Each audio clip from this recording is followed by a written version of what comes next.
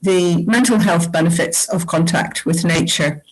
And this talk is from Dominic Lodge, who's the Community Development Lead for Southern Health NHS Foundation Trust. He's based in Hampshire, in England. And he's been involved for the last 2 years in a project which involves the rebirth of a meadow and adjacent woodland at a place called Tatchbury Mount. And he's going to be talking about joy, hope, and healing for people who endure challenging times with their mental health. Very much looking forward to hearing you, Dominic. I think it's a wonderful combination we've got of these 3 talks. Sorry, we don't have more, but that 3 is a trilogy, as you said. Lovely. So I'll just hand over to Dominic, and looking forward to hearing you. Thank you, Monica. Thank you very much. And welcome, everyone. Welcome to my study, really, I suppose. It's a funny aspect of lockdown and the pandemic that we're welcoming people into our homes, which is rather nice in a way. So I've tidied up the study a bit, and hopefully it's looking okay. We could be disturbed by a cat, and we may well be disturbed by my attempts to grapple with technology here and try and get some pictures up as well on the screen as we go along. But I was start off with saying that the other day I met up with some friends on Zoom, and these friends are church ministers from Romsey in Hampshire, and just chatting away and talking about life and things. And one of the my colleagues and friends there, a chap called Sim, introduced me to a quote from an American philosopher called Dallas Willard, who lived between 1935 and he died in 2013. And Dallas Willard said, amongst many things, I guess, but he said, "Ruthlessly eliminate hurry from your life." Ruthlessly eliminate hurry from your life. And I kind of thought to myself, wow, what a thought. And I want you to hold on to that thought for a bit.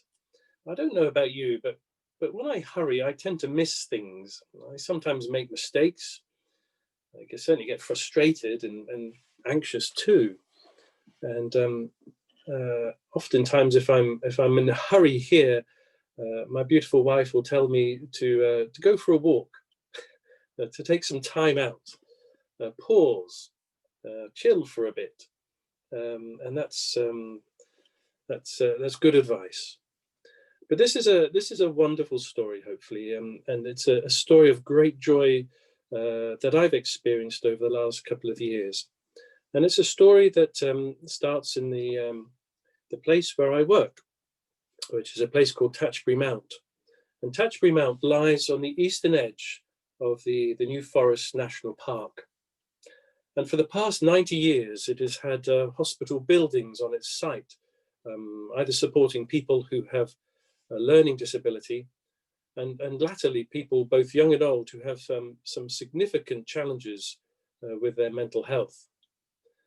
I'm not brilliant, I have to say, at labels. I get very frustrated sometimes with labeling people, and I know labels can help. To a degree. I'm a father, I'm a son, I'm a husband, I'm a brother. Those labels help to describe who I am. I sometimes struggle with labeling people. So if during this talk I talk about people that we support and people that we serve, often in terms of the NHS, where we call them patients. But I'd like to sort of try and personalize this story a bit. Tatchbury Mount has an ancient history. It goes beyond the footprint, if you like, of the NHS being there and health authorities. At one time, there was an Iron Age fort on the mount, sometime between 500 and 350 BC. And later, the Romans built a road over the land. I don't know where that road went to, but I guess there's quite a few Roman towns and cities in the Hampshire area. So generations of people have lived and walked and tended the land that is Tatchbury Mount. Back in 1992, I met a man called John who lived at Touchbury Mount during the 1960s and the 1970s. He was at the time a fairly young man with a learning disability, and he experienced the place as a brutal place to live and to be. For whatever reasons in his life, he was placed there as a young man, and he found it very difficult. And he found his solace and his calm. He's found his peace and comfort in being outdoors and walking around the green spaces within the hospital enclosure. It reminded me that the French philosopher Blaise Pascal, not that I remember him, but he lived in the 1600s. He once said, "You should always keep something beautiful in your mind." And for John, the beauty of the meadow at Touchbury was firmly etched in his mind. It was his place to go, both physically and mindfully. Now, John has been dead for some years now, but when I walk around the Touchbury site and the green spaces, I think of him, and I hope he's smiling at what is happening to the rebirth and celebrating the environment, in particular the meadow that from time immemorial ancient feet have trodden upon. To me, there's an inseparable bond between concern for nature and interior peace. There is an invitation too to stand with wonder and awe at the beauty and diversity of our natural surroundings. One of my favorite teachers was a man called John O'Donoghue. John was a priest, and he was a poet and a philosopher, and he hailed from the west of Ireland, from the Barrett in County Clare, and I treasure his wisdom. And John once said, when asked about the beautiful countryside around him, he said, "Go with an open heart and real watchful reverence. You will be amazed at what it will reveal to you." And in his book, Eternal Echoes, which I have here, he says, "We rush through our days in such stress and intensity, as if we were here to stay, and the serious project of the world depended upon us.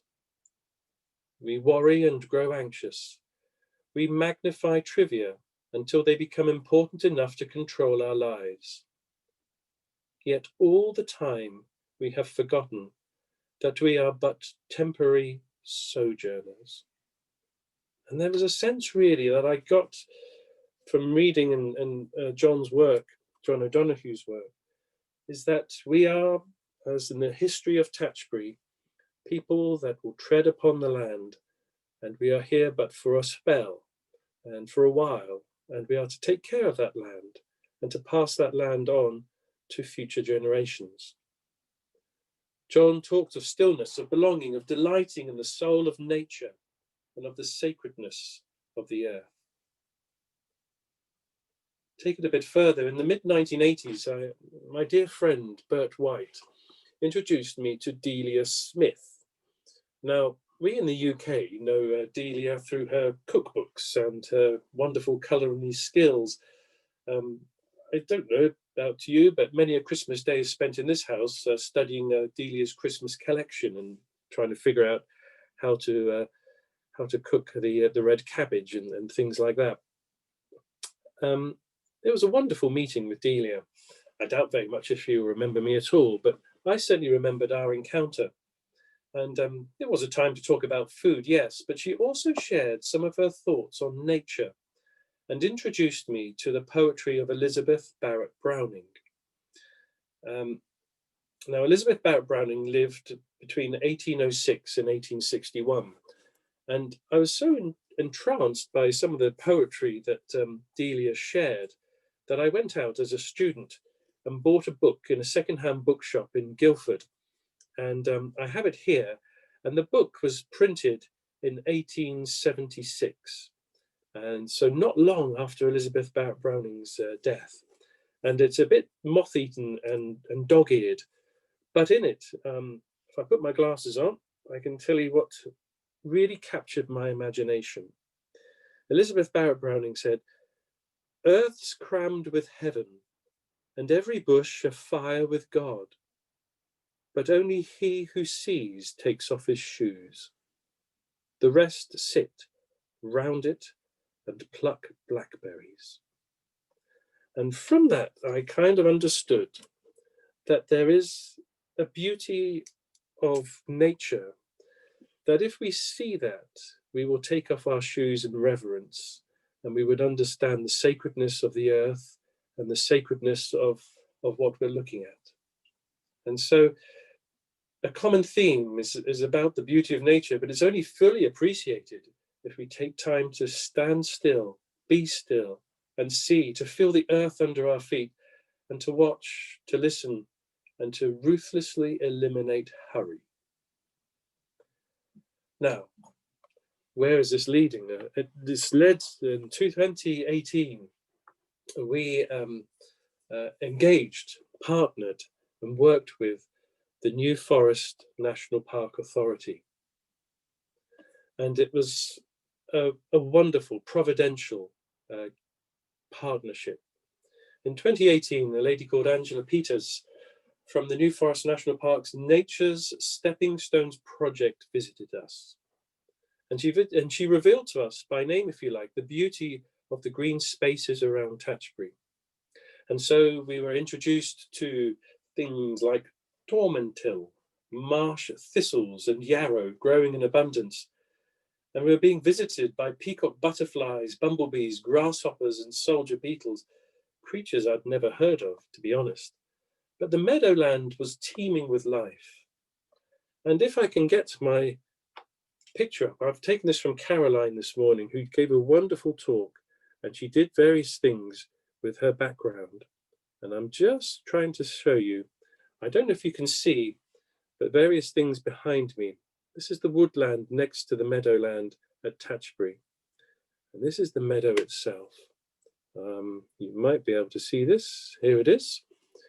It doesn't look great on the screen here, but I can tell you it's probably a land of not much more than perhaps an acre and a half.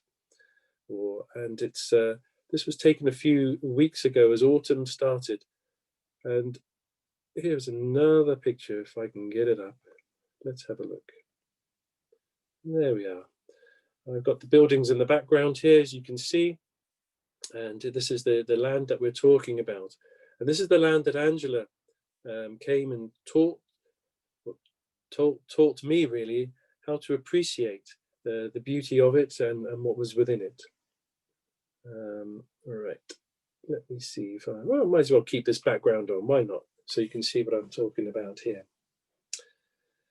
Now, Angela introduced me to a gentleman called Gareth Owen, who's an archaeologist working for the New Forest National Park. And Gareth had lots of other hats, apart from being the fact that he was a gentleman that wore a hat anyway, physically, but he also had lots of other hats with the National Park. He is the Interpretation and Outreach Officer and Historic Routes and Past Pathways Project Officer. I dare say his email address is something to behold with all those titles. But again, meeting Gareth proved providential. Around the Tatchbury site is a circular trail of some 800 meters, waymarked by painted blue footprints. And I will try and show you what those blue footprints look like. Let's have a look. There we go. Well, if I move my head, you might be able to see, oh, there we go, a blue footprint on a path. And that was where we show, let's have a look, see if I can cut this off. And that's where we have a walk, which if you do it twice, it equals a mile. And every day folk walk this trail for a bit of exercise. It's on tarmac paths and it runs alongside the meadow on its northern end. And so by meeting Gareth and meeting Angela, vision was starting to take shape. The history of the site, the footprints and footsteps through the ages, the peace that people found outside from the noise and fear of being inside those brick walls back in the 60s and the 70s. The ancient conversation between generations and their natural surroundings could be interpreted in the trail that extended into the meadowland and woodland beyond. We began to think, why don't we take this trail, this walk, into the meadow and into the woodland? A pilgrimage, if you like, could be made, a journey with a purpose, the purpose of hope and healing, of health, both physical and mental. Now, the joy of working in the NHS for me is one of service to another. I've been working in the NHS now for close to 10 years. And in the UK, we talk a lot about things like co-production and co-design. We've made an industry of it, really, selling books, conferences, and training courses on how to do it. I could spend ages talking about co-production and how, sadly, in this country, co-production has been taken to mean something quite different to what it originally meant. And yet there is something in my mind that needs to come first, and that is the understanding of coexistence. Positive coexistence speaks of interdependence, of living alongside in harmony, of valuing another or being in communion with others, with nature and the world around us. Often in the world of services, of which I'm part of, there is a sharp distinction between the supplier and the giver and the recipient. There can be a power or a hierarchical structure that ensures the person receiving has a benign role to play. What is the value of the service to the receiver? Only the receiver surely can determine that. And so to have a vision of a meadow, to have the vision of the rebirth of the meadow and accompanying the trail is a poor vision if it's not shared, refined, articulated and owned, not only by those who live and work at Tatchbury, but by the meadow itself. We have to understand the coexistence of us all. Nature always opens an invitation for us to participate, to coexist, an invitation to share the seasons of birth, life and death of the flora and fauna. It's our invitation to contemplate our own life journey. There is a season to be poorly, to be ill, and a season to be well. In all our lives, we will experience illness and wellness, birth and death, and the importance of a life to be lived in between, however short or long that life may be. Nature calls us to be still, to be without hurry. The author John Lewis Stemple said in his book Meadowland, to stand alone in a field in England and to listen to the morning chorus of the birds is to remember why life is so precious. And so I shared the invitation of the meadow with the people we serve and staff members at Tatchbury. Now on the Tatchbury site, there are young people under the age of 18 with significant challenges to their mental health. I'm not a clinician. I'm neither a clinician nor an expert on mental health. I am someone who loves meeting people and starting with what is strong about them and not with what is wrong. Folk will have needs, but they also have gifts, strengths, assets, talents, to share and to make the world a better place.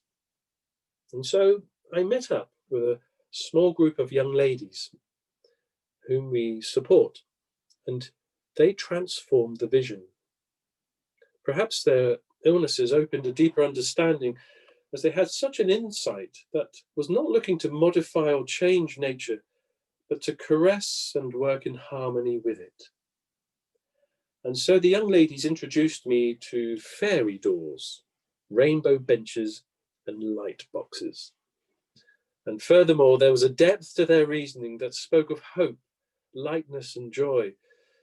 In the midst of tough times, there would be through the nature around a path of connection and healing. Mental illness can affect all of us. Now, I work as a community development lead. It's a strange title in many ways, as really all I am is a connector. That's all I do. I connect thoughts and ideas. I connect people with other people. I connect the NHS Trust I work for, Southern Health, one of the largest trusts supporting folk with their mental illness in England. I connect them with communities, neighbourhoods, associations and organisations. Now, I love my job. I love my colleagues. And in almost 5 years I've been doing this role, I have grown to let go and to let others, and indeed nature, teach me. The young ladies taught me that our time together visioning the meadow and trail around Tatchbury was about mental wellness. It was not about me trying to solve something or to help via project or initiative. The invitation was to let go and to let the meadow and its surroundings teach me, and indeed all of us. Seasons come and go. Mental illness and wellness are part of our lives. So no matter what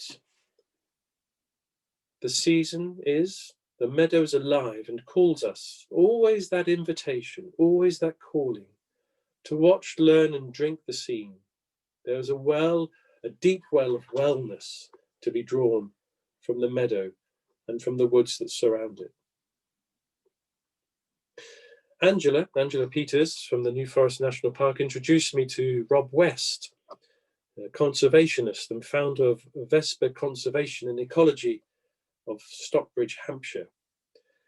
And Rob had worked with the New Forest National Park Authority on various projects and became for us our guide and curator of the meadow. And there was a life cycle of the meadow, of course, a time to leave alone, a time to cut, a time to do this and a time to do that. And Rob will remain our expert as the meadow develops. In early March this year, 2020, just a couple of weeks before the UK went into lockdown, over 50 volunteers, mainly from the New Forest National Park, and including staff and a couple of people that we supported, planted 400 hedge whips on the boundary of the meadow. Native species such as hawthorn, blackthorn, field maple, holly, hazel and more. The hedges were sourced locally from a company called Mill Farm Trees in Winchester. All along it has been our intention to use local people and local plants to be involved with their local NHS trust. The meadow, woodland and trail are part of a wider initiative within the trust called Brighter Grounds. In early 2018, there was a growing desire to see green spaces and courtyards developed within Southern Health-run community hospitals and buildings. The name Brighter Grounds was apt, and I think a clever play on the name of the Trust's charity, Brighterway. The rebirth of a meadow, and the meadow at Tatchbury, and all other regeneration of green spaces, unfortunately costs a bit of money. And Brighterway, our charity, has been and remains at the forefront of fundraising. And its head, Ian Hind, along with Louise Collier, are fellow travellers on this nature journey. Alongside us is a lady called Grace Ryder, the Trust's Energy and Sustainability Manager. And the desire to source things locally is an important and intentional ambition for us. Not only is it working in harmony with local produce and volunteer support, it also connects the Trust with its people in Hampshire and adjacent counties. It is an essential part of my role to connect after all. But smiling aside, it's an integral part of our sustainability and green plan as a trust. The importance of buying into local communities is enshrined in the UK, certainly in the 2012 Social Value Act. Finally, on our continuing journey, Gareth Owen introduced us to another Rob, a gentleman called Rob Nicholson of Neath Art and Sculpture based in Dorset. Rob and his partner Kim carve wood using chainsaws. They are chainsaw artists. It was another providential introduction. The New Forest National Park Authority have been and remain generous supporters, not only with personnel and advice, but with substantial grant to waymark the trail and provide structures to convey information. So we're going to have a lectern with information on it to show what you're looking at in the meadow and in the woodland. We're going to have waymarkers around the trail, waymarkers that you can open a little door and peer through a hole in the waymarker that will capture a tree beyond or frame a tree beyond. And we're going to have little doors, if you like, around. It's inspired by the young ladies who talked to me about fairy doors. We're going to have larger doors on the buildings where you can open the door and read poetry, words of encouragement, photography, photographs, I should say, of, and we have another project called the Depth of Me project, which shows people on there what they can see and what they feel means something to them about themselves and about their lives and what it is that describes their health. And you will find, as you open these doors, an ongoing exhibition, if you like, of encouragement, of joy, of inspiration. And we want to show that the meadow and the woodland and the trail are places of healing, places of hope, and places of good health. Now, Rob from Neath Art and Sculpture is a man in complete harmony too with the natural world. He will be using felled oak from Tatchbury, and I think if just as a slight thing I can show you the oak that he's going to use. Have I got it here? Let me see. There it is. That's from a tree that was pollarded a few years ago, and there's some oak there that he will use. Let's see if I can get myself back. And we also be using other oak, New Forest oak, that we will purchase.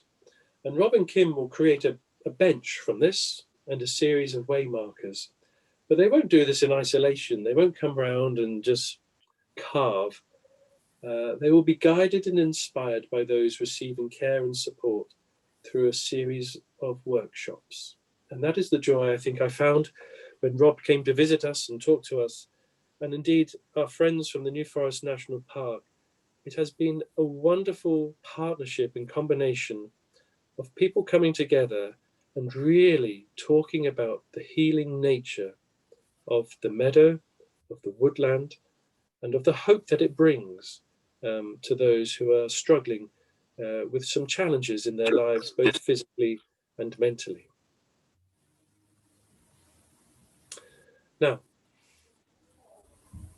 I will probably end there, but I will want to say that bring us back to my opening thought, and that is the ruthless elimination of hurry. 2020 has been a year largely away from the meadow. Unfortunately, we've worked from home. Its adjacent woods and the trail have not been trodden upon as much, but there has not been an anxiety to hurry things along. Whilst we've been physically distanced, worn masks and stayed at home, the meadow has carried on as it's done for generations.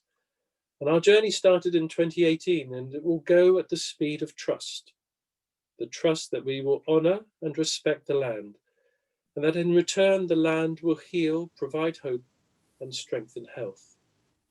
There's no hurry. Thank you for listening. Thank you very, very much, Dominic. That was wonderful. There's so much to think about. One of the things that it made me think about is the nature of our relationship with the more than human world. We have had a tendency recently humanity in what's called the West, to think of it as other and separate from us. I think we all, three of us at any rate, feel that we need to feel that it's more an extension of ourselves. So how do we relate to that? Well, an extension of ourselves, and we are an extension of it, you know. How do we relate to it then? Do we manage it? Do we try and keep it pristine? What is pristine?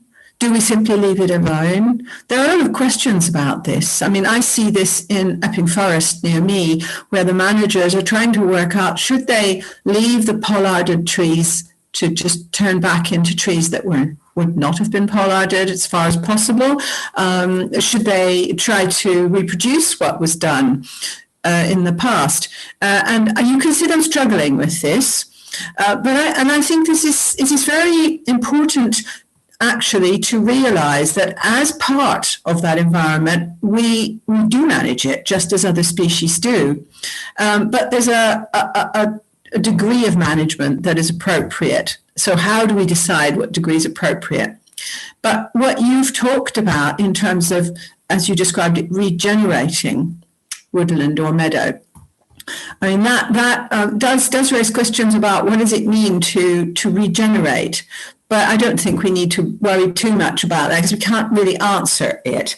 But I think it just raises the importance of accepting that humans manage. It's part of what we do. It's not wrong. It's fine. But we don't want to dominate. We want to sense the correct level of management. So we are part of the environment and we don't dominate it and consider ourselves to be masters of it. Yeah. And you also raised the creativity question. In creating fairy doors that your young ladies did, and by the way, I'd like to know more about that. That sounds intriguing. And the light boxes, and in carving oak, in putting interpretation points that are rather creative in themselves. What we raised this imaginal sense, this sense of seeing what is beyond what our immediate senses feel, which is something that I talked about just now.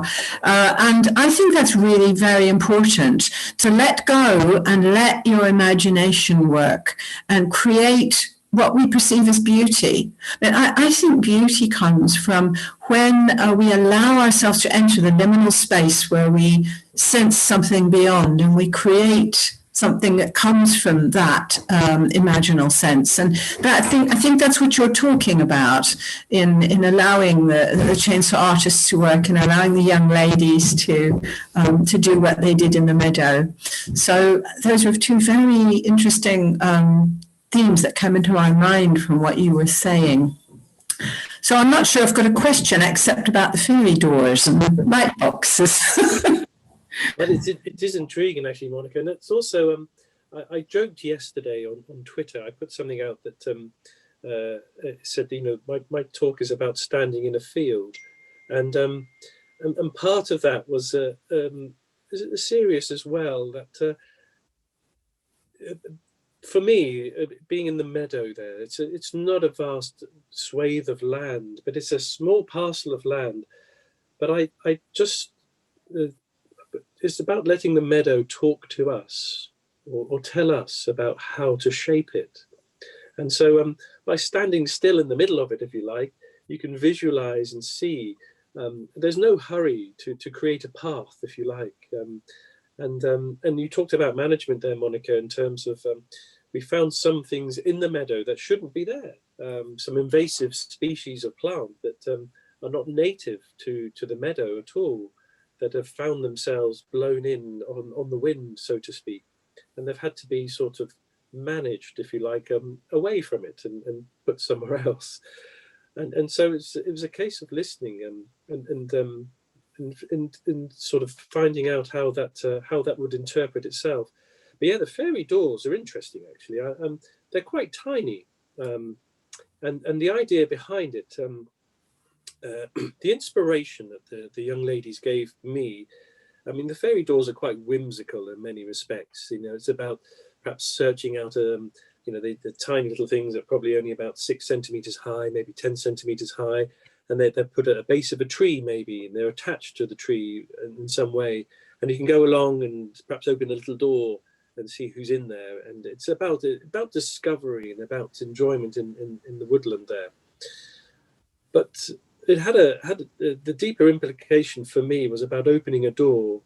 What are you opening the door to? And perhaps you're opening the door to better times. Perhaps you're opening the door to you go through your illness into something more go from illness to wellness. So it had a lot of I don't know if I was thinking too deeply about these things, but I thought they had what the young ladies revealed to me was something more deeper than just a little fairy door.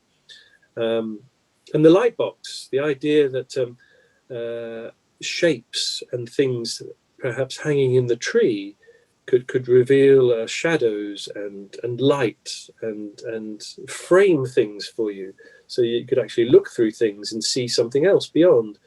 And again, that was a sense really of going through that for particularly for these young ladies with some very challenging illness that they had and have, that it's a sense really of them actually looking at their lives and thinking, this is not a good time in my life, but there will be better times, and there will be other times that will be good, and there's a life to live. And I am a person of immense talent and generosity and strength, and yet I'm going through a difficult time at the moment. But those times will pass, and it will pass, and there will be a different time, a different future, a better future. And I thought they were encapsulating that perfectly in the little fairy doors, the little doors of discovery, and the rainbow bench that they want to bring in is just a I think a way of saying a brightness. We always talk about the wonderful things we might find at the end of the rainbow, and also that this bench will have also some words of wisdom and poetry, which another young lady was supplying for that. And my point to the four of them when I met them was what they were actually producing may not carry their name on it, but will carry with them. It'll be there for generations to come, and it will be a source of inspiration for others and a source of encouragement that in times where quite difficult and challenging, that there will be better times ahead. So I don't know, Monica, Caroline, I've learned so much from this. I've learned more than I've given, and that's, I suppose, the joy, isn't it, really, of I've learned about the Meadow. I've learned so much from our friends at the New Forest National Park, who have been the most hospitable and generous of hosts, because we're on their land, I guess, as well. They run it. I've been inspired by our conservationist Rob West. I've been inspired by Rob Nicholson, who came, and some of these people I've only met for an hour, 2 hours, and yet I've come away enriched. And but the most enrichment I've received, I think, from it all, is actually from the meadow itself, and from the woodland, and from the trail, and that brings a sense of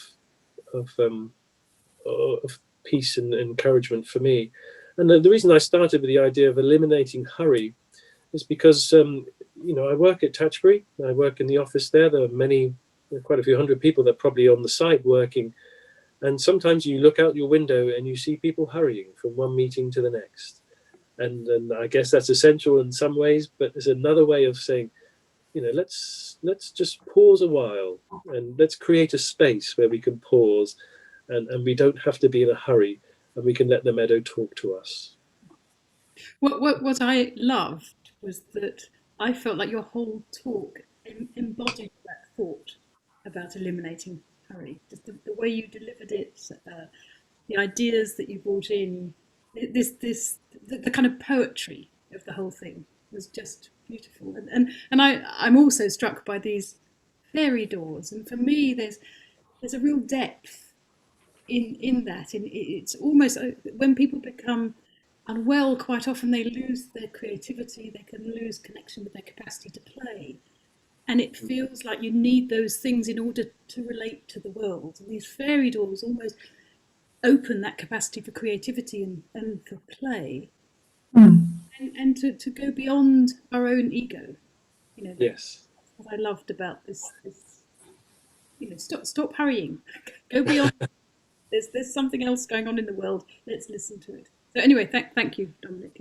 Thank you, Caroline. Thank you. Yes, thank you so much. I think you showed also how there needs to be a balance between giving and receiving, and those with mental health issues need to feel they can give as well as receive. And I think the fairy doors maybe and the rainbow bench represent this, that they were able to give something using their own imaginal sense to many, many people, even though, as you say, no one will know who it was, but they know they gave those portals, as it were, to joy and imagination to many other people, and that gives them a sense of self-worth. Yes, and it certainly isn't it really that and I guess the NHS is there for healing, isn't it really? But but it often starts with people's needs. What do you need? How can we help? And yet, in the world around us, the question is, what is it that you can give, and what strengths do you have?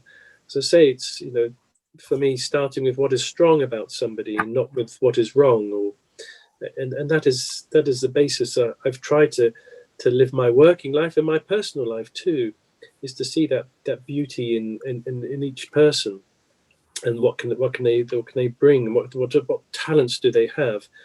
And I suppose for me, despite the fact of sitting down with these young ladies and them looking at me, there I am sitting there with a mask on and looking probably a bit sinister. I don't know. I probably look sinister without a mask, but the fact is that there was something there, that it's not about why you're here. It's not about your illness. It's not about the challenges that you're experiencing in life. It's all about what is it that you can contribute, and what is the beauty within you that brings that about. And I think what was great for me was that it was a sense you're right, Monica and Caroline, the imagination that people have, and the playfulness. And I guess too, there's a playfulness about nature, isn't there? There's a playfulness about it. And as we've spoken about in all three of our talks this morning, the invitation to join in, and the generosity and the spaciousness of nature that invites us, always invites us to be part of it. On my last visit to the Meadow, I was walking with Gareth Owen from the National Park, and Gareth saw a shrew running along the meadow and disappearing down a hole. And a shrew, I don't know how else. A shrew's tiny, and yet we're sharing a meadow with so much life. It's teeming with life, teeming with plants and things that all have. The invitation is there. And going back, Monica, actually, about sort of how do we change landscapes and things, and the footprints that we leave. I don't know, maybe I'm an old romantic at heart, and I kind of like to think that patch of ground, despite the buildings around it, that particular patch of ground hasn't had too much in the way of adjustment or alteration. I'd like to think that our Iron Age friends, have been tramping around there and sort of tending the land and just sort of enjoying the woodland and stuff. That kind of thing, that connection with the past, and hopefully, and certainly, Caroline, this is something you brought up in your talk at the beginning about how we are people that can change this and make the world a place where people will enjoy continuing in the future. We don't have to go down the road we're going down, often in the world of destruction of environments and rainforests and the like. And those things are sort of, if in 1.5 acres of land in Tatchbury we can make a small small difference, and celebrate what's happened there and think about the future. That to me means that's why I enjoy my job, I guess.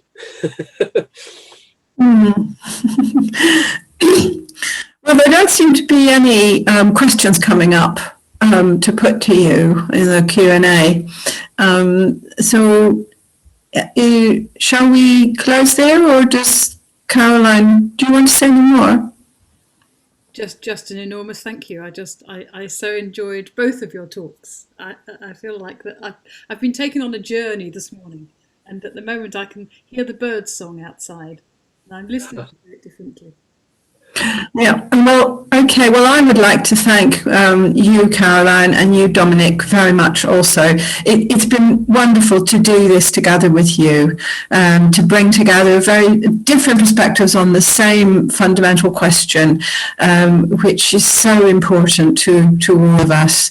And I'd like to thank Remy, who's helped with the technology, and Jaime Esed, who organised the festival, and let's remember Lula Flynn, who presented last year and who so sadly passed away shortly afterwards.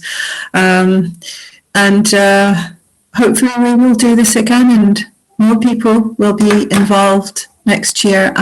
So thank you to everybody who is listening now, and you may be listening to this sometime in the future, but thank you so much for being here. And I will sign off and hope to see you, Caroline, and you, Dominic, soon. Great, thank you very much. Thank you. Goodbye, everyone. Bye-bye. Goodbye, everyone.